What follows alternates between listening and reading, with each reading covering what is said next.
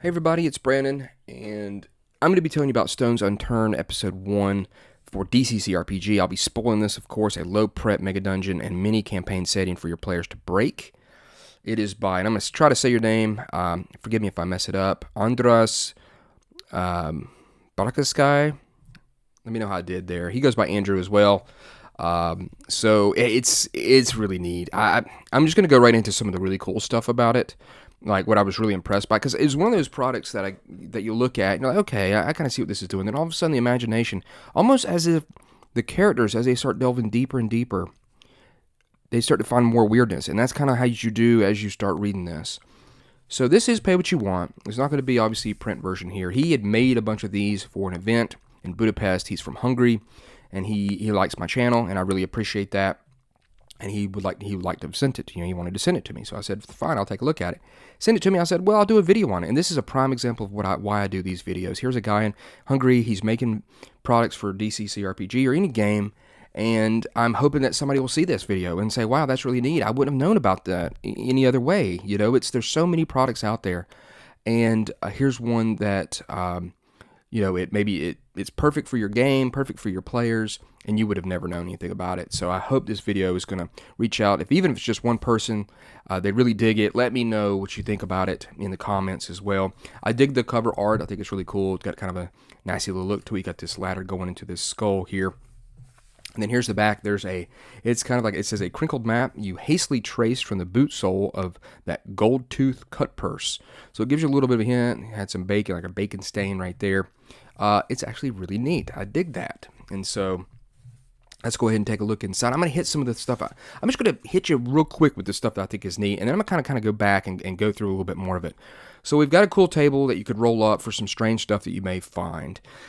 He says here the underworld is mostly alien and unknowable to everyday peasants, and it says excavating its halls may only reveal more questions than answers. Is a place dreamt by H.P. Lovecraft and sculpted by H.R. Giger, and so I dig on that. And another thing I want to say is that he's not a native English speaker, I believe, and he's done a really good job. There's a couple moments here or there that I was kind of like, not exactly sure. That could be a little bit more clear, but nothing that's going to take away from this product whatsoever. It's actually really quite well done. It is a sandbox designed for 3 to 5 players, each starting out with 4 level 0 characters. That's how I would do it. He tells you could also do it with more players as well, but that's how I would do the first way there. So what is in this? This is the big part of it. And again, this is a pay what you want product. I mean, yes, you can do $0, but if you think that, you want to say, look, here's a guy, he's making something, he lives in Hungary, he sent it over here, I saw the video, I think it's really, if you think it's really cool and you get some play out of it, send the guy some money a little bit. Let him know, hey, look, we support, independent, creators to make stuff like this. So you're going to get a starting town, main NPCs, a map of the region, mega dungeons first level, 1 side adventure location, and a character class. That's pretty impressive. Future episodes will have all that as well. So it'll have another level of the mega dungeon. So as you have more of these, you can go down deeper and deeper. So we've got this starting town. I like this piece of art, and I really like this map. There's something about this map. He's done a great job on it. And it's just the isometricness of it, the hand drawnness, and is just fantastic. I think it's cool. I think it really has a neat, unique look to it. I dig it a bunch. So he's going to tell you all about the town here, all the different people. Some of them have got some stuff kind of on the side that you can use as a little side adventure if you want, and that's neat. But look at this. This hex map is great. I started looking, I was like, wow, that's actually really, really well done. So he spotlights with these little triangles the parts of the hex map here of this region that are in this zine. So you've got the town, the hole, and the nest of the Kim cult. Tells you a little bit about some of the other stuff, and that, I believe, is going to be fleshed out in future releases, in future episodes. We've got some encounters here that you can roll up as you travel. Different things such as strange monsters, of course, foresters doing stuff, they're logging trees, the Kim cultists are dragging away a villager, they're a nasty group here in this area, a thick web of 1,000 spiders, a shrine of the bandit, the white man, who was very interesting dude. In fact, he sent me he sent me a really cool postcard here, and he's got a drawing of the white man. It says average encounter with the white man. Very nice of you to send this to me, so thank you very much, Andrew. Just saying how much he enjoys my channel, and whenever I'm interested about something, I check your videos first, so thank you very much. Very cool for you to send that. But that's the white man, and I'm going to read this because this is one where I was like, whoa, this is nutty. A mute elderly man with gray hair covered in pure white strips of rags beckons towards the PCs. Touching him will cause limbs to crumble to ashes. That's really bad for you. And 1d6 damage. DC 13 fort save for half. Offering a pure white piece of rag on a stick, you hand it out to him, will make the man point to a spot before disappearing into thin air. Search or dig there and treasure will be found. Roll on the loot table on page 1 with a +10 modifier. If the rag is not clean enough, roll normally. That's just, I mean, look at this guy. He's, I think it's great. It's just really, and that's where you start to see he does have a very interesting imagination about certain creatures and how they interact with you. And you'll see that as you continue down. So this I saw and I was like, whoa, this is awesome. Anatomy of an Angel. You got the entrance to the dungeon, the mega dungeon here, and you're going to get this first layer here, the crust. You're going to get that in this zine, and you're going to have them going down. You got the stuff that you can look forward to, and I like the way he did that. He kind of said, here it is, and look what's going to be on the way down. It gives me almost kind of Stonehill vibes a little bit, the bone layer, the Petrorubic plate, coolant reserve, devil's mantle, flesh anomaly, anti-chamber, and the Ramil core. And so it's kind of it's in quadrants whenever you go through this. And so I just really dig that. I think the art is really neat. Again, not even Angel, it looks like a cut through section of skin. And it's just, I think it's really creative. We've got a nice piece of art here showing you the door. So, and I'm going to kind of explain and jump back and forward. He has a neat art style that really, it makes this kind of sing in its own unique way. So you're going to have stuff like this. L1 NW, this will be the northwest. This is going to be the first layer, in essence, of the mega dungeon. So you know that you're up in the northwest, and it's going to say, like right here, L1 NE, so northeast, room 1. Climb to hex area 3. That's going to take you up, and that's going to be right here. That's going to be there. It's going to be that ladder. That's going to be right there in the hex map. So it's easy to flow. There's a couple times I was kind of like, he sent me this as well, which is really neat. A little piece of paper here with some art. I'm just going to leave that beside, kind of give the feel of it. So you go down the ladder, and then you're going to be able to explore. And I just think his art style's neat. He's doing that stuff that DCC does, or Goodman Games, even with MCC, where it's showing you some of the art within the map, some of the items you may find in some of the strange creatures. He's doing a great job at just kind of recreating that with his own style. So this excavation site is going to be kind of open cave area here, and you're going to go through the different rooms. Some interesting stuff here you're going to be able to go down, explore. You'll come across a couple of strange creatures that are around. There's puppeteer spiders. They're pretty nasty. Parasitic arachnids. They coil into furry balls. So you're not really sure exactly what they are. That's going to be here number 5. But they're going to actually try to attach themselves. Their fangs inject dozens of feelers under the victim's skin, penetrating deep enough to reach the central nervous system, and then they're going to be able to try to take control of your character, and they're just really cool. And you're going to find some other items. It's going to be a little bit of a puzzle to try to open up this door, because there's almost no way to open it up unless you're extremely strong. And for these early characters, it's probably not going to happen. You're going to find some coins you're going to put into its eyes there. You're going to get a little bit of a hint with these hourglasses here on the side. And again, you can see here, there's a coin with the hourglass. It's just got a lot of cool stuff. There's a neat, weird tar fiend. This thing is crazy. So we look at number 6 here. Okay, right here, there's going to be this statue. And it's going to be a excavated white marble statue of a tall hooded man. He is holding a large golden coin in the palm of his left metallic arm, and his right arm is missing. If you take it out, you're going to have just a terrible situation. Removing its releases, it's going to happen if you want to open up that door, so you're going to have to face it. Removing it releases an inky liquid that will spread across the floor of room 6. That's where you're at. It's the same kind of coin as found in room 2, so they kind of give you one. He gives you one early, and then lets you know, we got to look for the other one. Tar of Rebirth, so very interesting. Any living tissue that comes into contact with the substance will be violently dissolved, 1d10 damage. After a few minutes of sizzling and foaming, a loathsome creature will form from the mixture with the same volume as the dissolved matter, becoming a tar fiend. This squealing fetal monster still has some recognizable features of the parent creature, and of course it's going to try to attack you. A dissolving bite, you have to save, or the bite creates another tar fiend. It's just really neat. And like I said, at the first thing I was kind of like, okay, there's some interesting stuff here, some cool kind of like opening up the door, and I'm getting the coins, and then all of a sudden it was like, whoa, these puppeteer spiders are pretty creative, and then this tar fiend's pretty nasty, and it gives you a good little hint of what's to come, and that's what we're gonna go. So each thing here is going to be another level. So we've got, we open up the door, that's where it is. We finally got our coins. We're going across here, and we're going to come to the Temple of Death. And really interesting, you're going to come down these stairs here. You're going to come to a stained glass archway. This thing here is pumping out from gas from below and filling this whole area with gas that's very interesting as well. It's been flooded with a dense gas that smells like almonds. DC 13 fort save every 15 minutes or symptoms progress. Iron taste, nosebleed, bloodthirst, death. You definitely want that. You don't want that fourth one.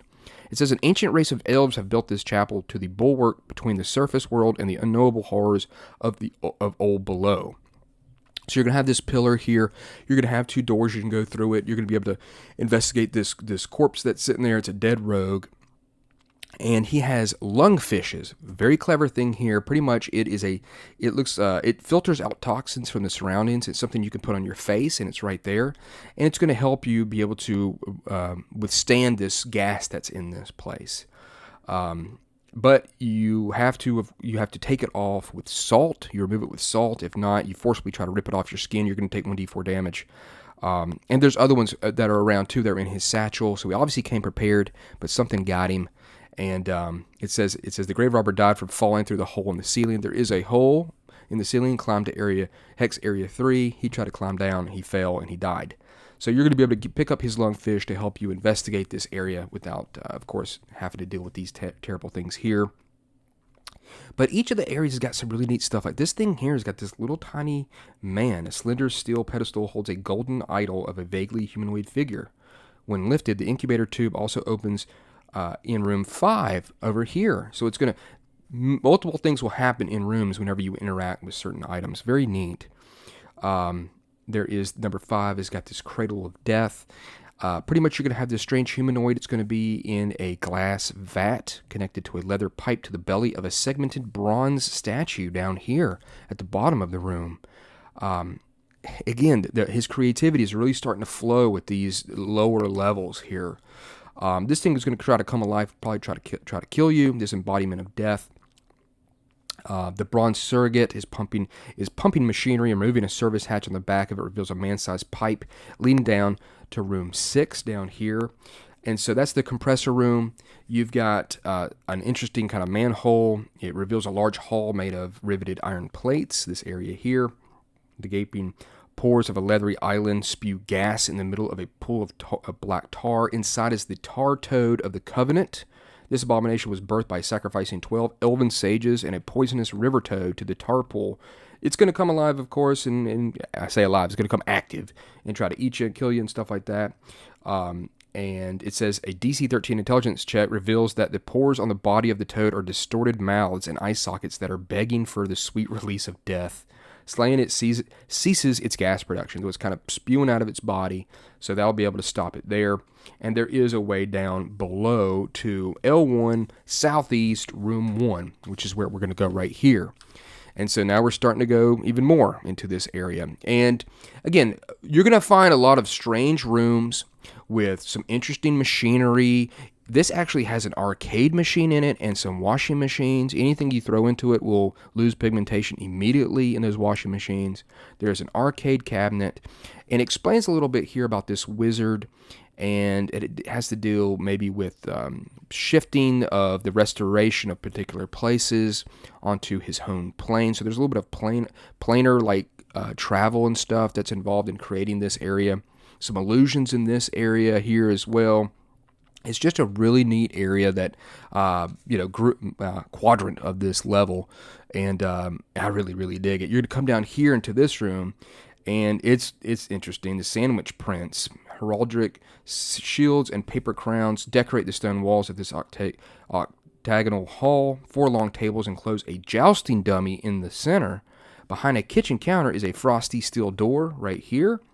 And what's going to happen is when you enter the room, upbeat pipe music fills the air and the colorful shields pop off the wall one by one. Behind them are entangled masses of fleshy appendages that were bred to fight other armed creatures to entertain dinner guests. So you're going to have to fight these things off. The dummy will try to swing and attack you. And then maybe hopefully you'll try to get through this freezer door. This is a neat room too right here where there's 6 thrones. And there's 6 skeletons sitting in them dressed in togas. But there is a large giant albino catfish in the water that only eats feet. And on a critical, you'll lose a foot from this thing. And I like his art is cool. It shows you, and he has tried to depict the things that are in the rooms. I really appreciate that. You've got a secret door right here. It's kind of a secret area to get down as well. And then we've got the Lover's Mausoleum. So that's going to be, once you go through this area here, you're going to be in this area, which this area's got a really neat thing going on with it. It has a curse of reanimation, permeates the cool air in this area. This is almost kind of like a meat locker. And you're going to have pieces of meat on these hooks that are going to come alive. So what happens is, all things regain 1d4 hit points every half hour. So if you're staying in this area, you're healing stuff. But PCs healed in such manner will lose the same points of personality. A 0 personality PC becomes a mindless revenant of necromantic sorcery that preys on the living. So you're like, wow, this is healing, but it's actually stealing your life force away from you. It's just really clever. I was like, wow, that's really neat. So you got this meat storage here. You've got this this kind of knight's body here and this sarcophagus here as well. Giving you a little bit of hint about this place and about this lover. You've got number 3 is going to be the supper room. There's a bunch of cutlery and vases. There's 4 servants. They see the living as dinner for their mistress to dissect and serve. And if anything that's reanimated, it's going to get these stats here. So if anything it says here, you just go up and use those stats. There's going to be a vase that's got a wolf painted on it. As you move the vase, it's going to move this circular chamber here, letting you get to these other areas. And this area is also secret as well. So that's pretty cool. Number 5 is going to be the bathing well. A pit in the floor collects the blood drippings from convulsing burial shrouds impaled on the walls of metal stakes. The bodies are virgins lost centuries ago, and the well is 100 feet deep, filled to the brim with blood, slowly being drained from below. Very cool. And you can dive down into it. It's going to take you into level 2, Southwest, room 4, whenever you get that episode as well. Then you've got the lady's bedchamber here. There's a really nasty hag. I love this piece of art here. She's got the legs of a lobster, and it says, born to a human mother and a vile creature of the outer plains, it is neither alive nor dead, but a starved abomination on 7 lobster legs.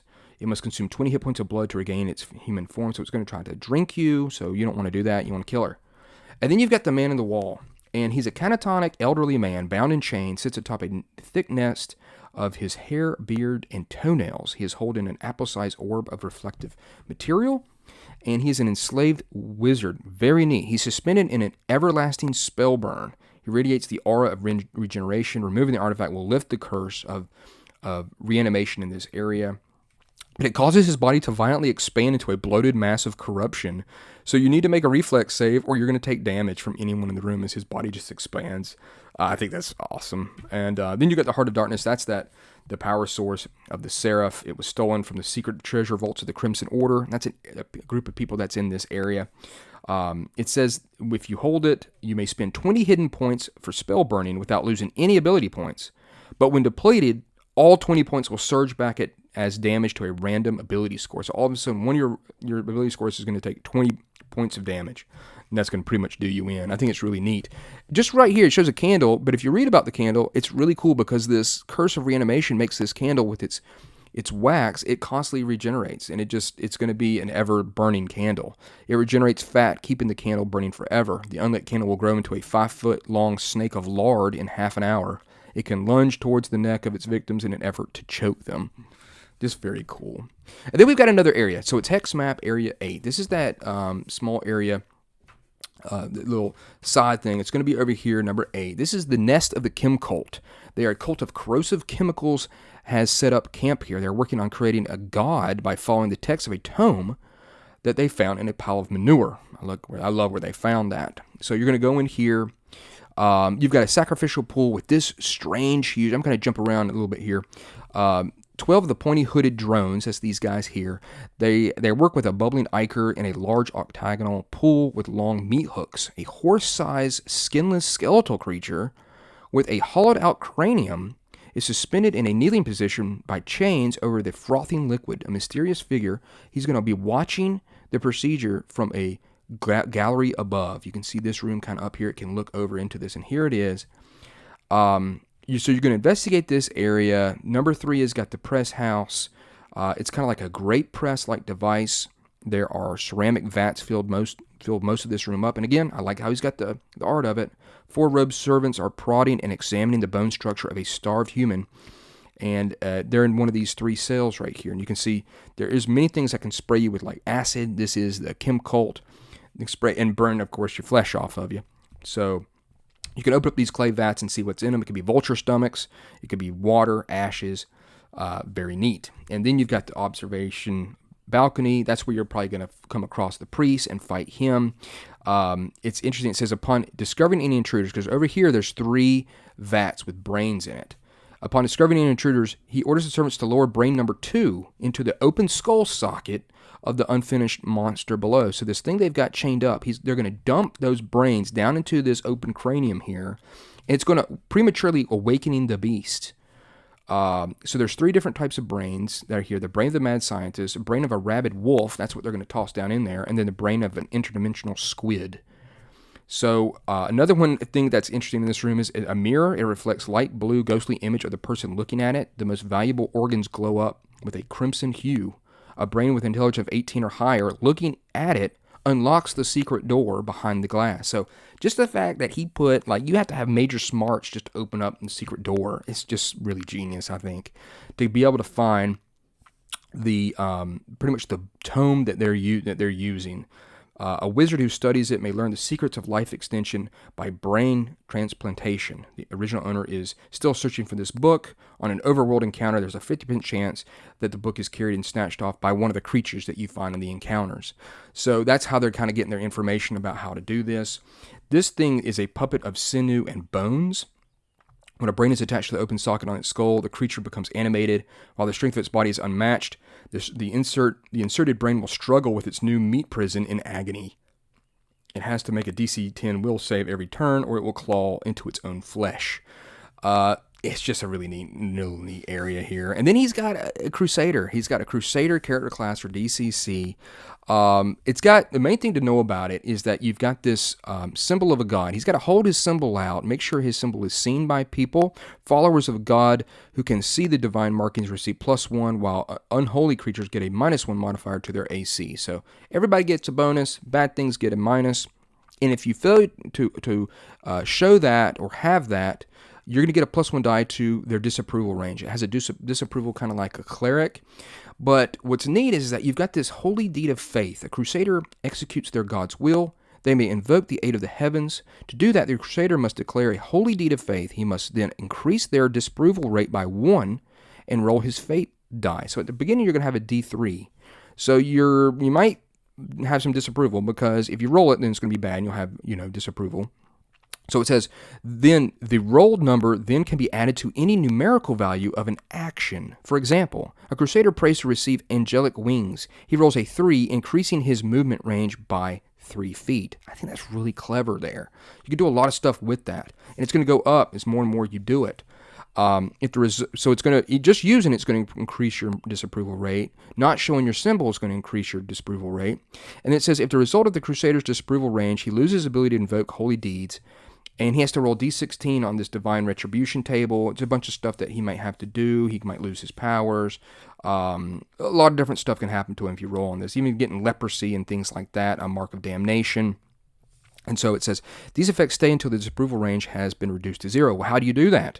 Crusaders may repent by destroying unholy monsters. Disapproval can be reduced by 1 for each hit dice of the slain creature. So he actively goes out and searches for these terrible creatures, putting them down, thus lowering his disapproval and the pleasure of his god, thus so that he can do more of these holy deeds of faith. I think it's clever.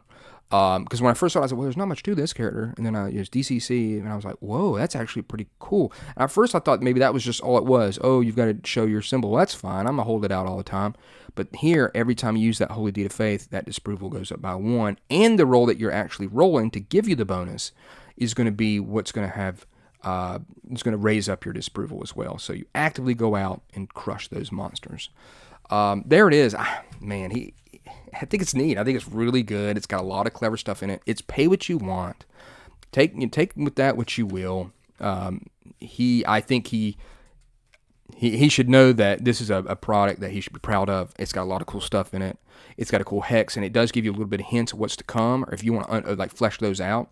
Like there's one here that is the Journeyman's Willow. Hundreds of iron nails riddle this ancient tree. That's number 2. That's something you can use right there, and then hopefully he's going to expand on it. We've got the City of Queens, Fallen Towers, Collapsed Alleys, and Broken Idols up here. Who knows what the future is going to be with these episodes? I'm excited to see what else is going to come from it. And one thing that's interesting is that each hex is about 3 miles across and takes about 1 hour to traverse. Upon entering a new hex, roll a d10 plus the hex distance from the main town right here in number 1. So as you get further away from the town, you're going to get more strange encounters. That's a clever way of doing that. So kudos to that. So again, you should be very proud of this. I think the art is actually really neat, really kind of unique in its way. I love this kind of skin section here, showing you the different levels of the mega dungeon. That's smart. It's clever, and I was so happy when I got it.